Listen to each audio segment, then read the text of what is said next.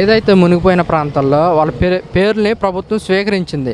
కొంతమంది వరద బాధితుల పేర్లు రాలేదని కూడా బాధితులు అయితే చెప్తున్నమాట. నిజమేనంటారా? ఇప్పుడు పసుపులు అయిపోయిన వాళ్ళు ఉన్నారు, 6,000 అంటున్నారు. 6,000 ఏ మూలకు వస్తాయండి?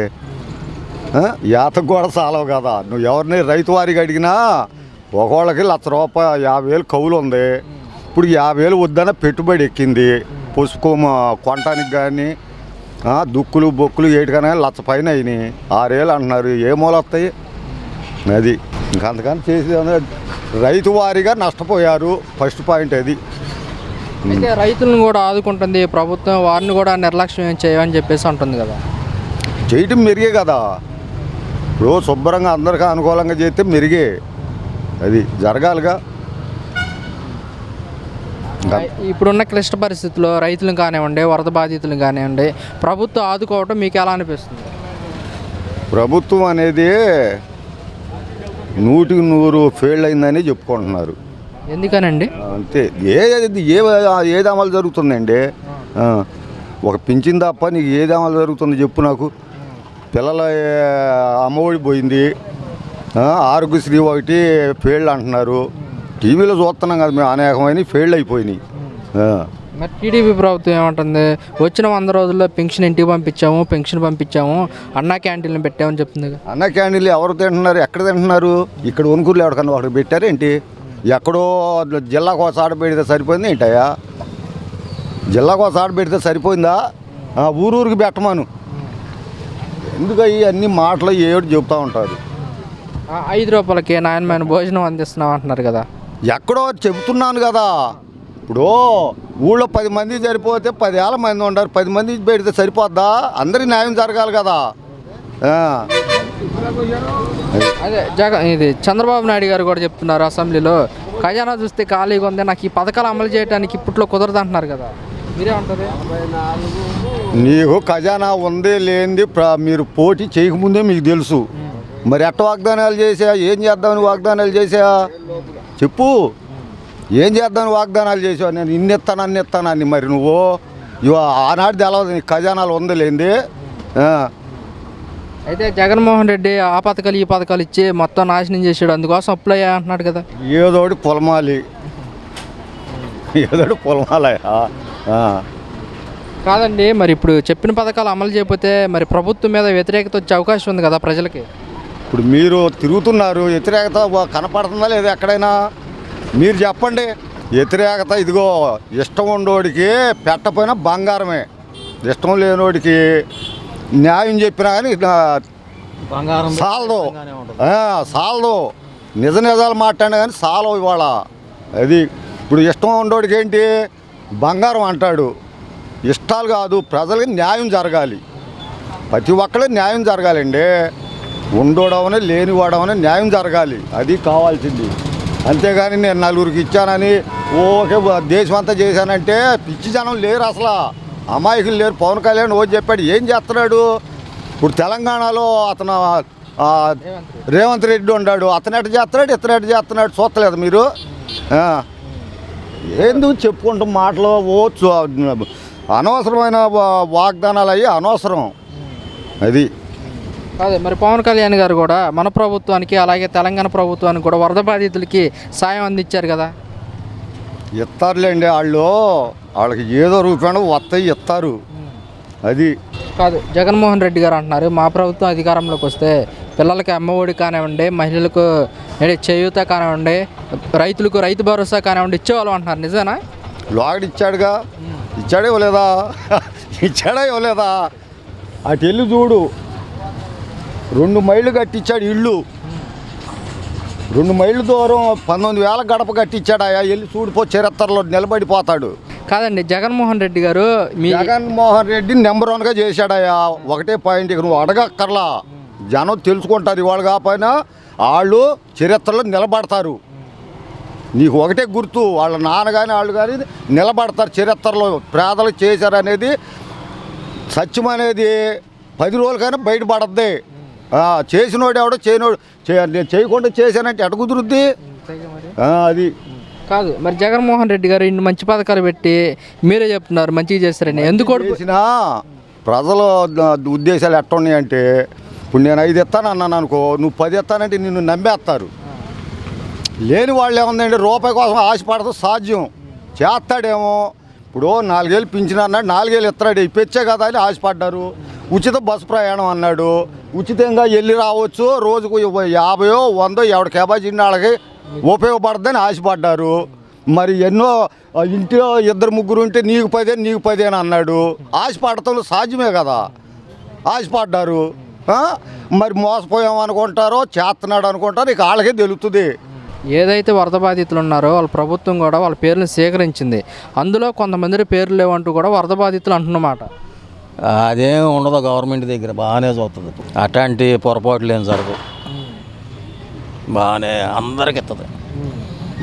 అయితే వరద బాధితులు కూడా మేము ఇచ్చిన పేర్లు మా పక్కన వారికి వచ్చినాయి కానీ మా పేర్లు రాలేదంటూ కూడా వరద బాధితులు అయితే ఆందోళన. ఎక్కడన్నా పొరపాటులు జరుగుతున్నాయన్నా, పొరపాటులు జరుగుతాయి అంతేగాని వీళ్ళు తీసేయడం పోసేయడం అనేది ఏమి ఉండదు. పొరపాటు జరిగితే జరగవచ్చు అది. అయితే వరద బాధితులు కూడా ఎవరైతే పేర్లు పోయినాయో వాళ్ళు కూడా వారిని అడగటానికి పోతే పోలీసు వారు వాళ్ళపైన లాఠీ చార్జ్ చేయడం జరిగింది. దీనిపైన మీ అభిప్రాయం? లేదు నాన్న, అది ఎక్కడ వినలా మేము ఇంత మట్టికి, మరి ఇంత మట్టికి వినలా. అయితే ప్రభుత్వం కూడా 25,000 సహాయం చేయటం ఎలా అనిపిస్తుంది వరద బాధితులకి? బాగా ఎత్తున్నాడు అనుకుంటున్నాం. చంద్రబాబు గారు బాగానే చేస్తున్నాడు, బాగా ఎత్తున్నాడు అనుకుంటున్నాం అంతే. ఇప్పుడున్న క్లిష్ట పరిస్థితుల్లో ఈ సహాయం చేయటం ఎలా అనిపిస్తుంది? అంటారా మేలేనంటారా? బాగా బాగా మేలు చేస్తున్నాడు. అయితే పంటలు మునిగిపోయిన వాటికి కానివ్వండి, పంట పొలాలకు కానివ్వండి, అన్నిటికి సంబంధించి కూడా ప్రభుత్వం ఈ నిర్ణయం తీసుకోవటం ఎలా అనిపిస్తుంది? నిర్ణయం అంటే మరి డబ్బు లేదు ఆయన దగ్గర, లేకపోయినా కానీ ఇంత చేస్తున్నాడంటే బాగా చేసినట్టేగా అది. అయితే ప్రభుత్వం మొత్తం కూడా వరద బాధితులకి సహాయం అందించడంలో విఫలమైపోయిందంటూ కూడా వైసీపీ అంటున్నారు.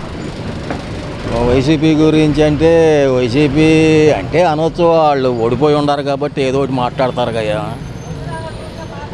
ఓడిపోయి ఉండారు పాపం, మరి ఏదో ఒకటి అనాలిగా. అంటే ప్రభుత్వం వరద బాధితులకి అన్ని విధాలుగా సహాయం అందించిందంటారా? అందిస్తుంది, ఇంకా రాలేదు, వస్తుంది, అందించ ఇస్తారు. సార్, వరద బాధితులకు కూడా ప్రభుత్వం సహాయం అందిస్తుంది, దీనిపైన మీ అభిప్రాయం ఏంటి? ఇక్కడే పెద్దగా ఇచ్చినట్లేదయ్యా, ఇక్కడేం ఇచ్చినట్లేదు పెద్దగా. మరి బయట అంటే ఇక్కడ మునిగిపోతాం తక్కువ అనుకో, ఎక్కువ మునిగిపోయింది అటు విజయవాడ బాగా కదా, ఇక్కడేం ఇచ్చినట్లేదు. అదే ముప్పు ప్రాంతాలకి ఇవ్వటం మీకు ఎలా అనిపిస్తుంది సహాయంగా? ఇస్తే మంచిదేగా, ఇస్తే మంచిదే, ఇచ్చారని చెప్పుకుంటారు. వరద బాధితులు పేర్లు స్వీకరించుకున్నారు ప్రభుత్వం మొత్తం, అయితే వాళ్ళ పేర్లు రాలేదని కూడా వరద బాధితులు అంటున్నమాట. ఏమైతే తెలియదు, అయితే తెలియదు.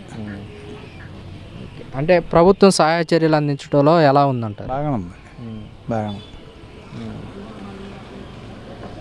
ప్రభుత్వం మొత్తం కూడా విఫలమైపోయింది సహాయం అందించటంలో అని చెప్పేసి వైసీపీ అంటున్నమాట. వాళ్ళు సాధ్యంగానే మాట్లాడాయి, సాధ్యంగానే మాట్లాడదు అవి.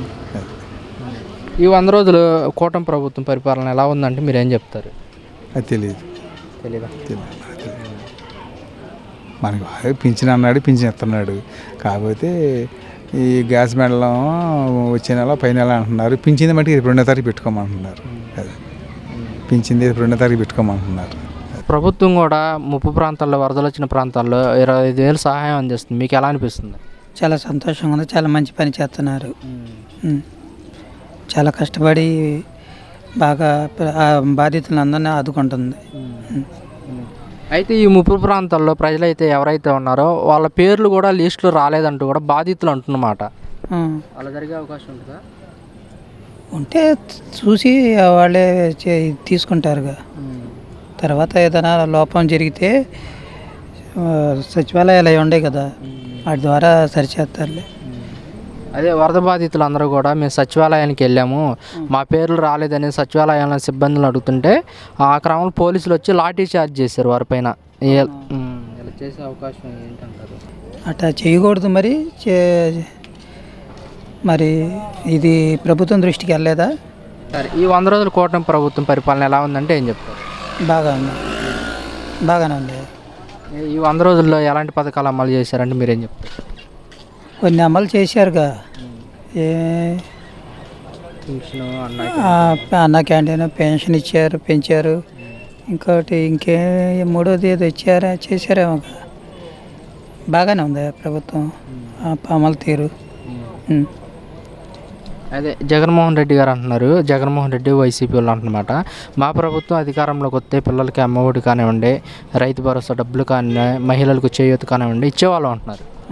వీళ్ళు ఇస్తారుగా, వీళ్ళు కూడా ఇస్తున్నారుగా. పోయిన సంవత్సరం కాలేజీ డబ్బులు పడలేదుగా పిల్లలకి. పడినాయా? పడలేదు. మరి ఇప్పుడు వీళ్ళు ఇస్తున్నారు కాబట్టి బాగానే ఉంది అని చెప్పాలి. ఏమంటా? అయితే చంద్రబాబు నాయుడు గారు కూడా అసెంబ్లీలో ఖజానా చూస్తేనేమో ఖాళీగా ఉంది, రాష్ట్ర ప్రజలందరూ కూడా అర్థం చేసుకోవాలి అని చెప్పేసి మాట్లాడుతున్నారు.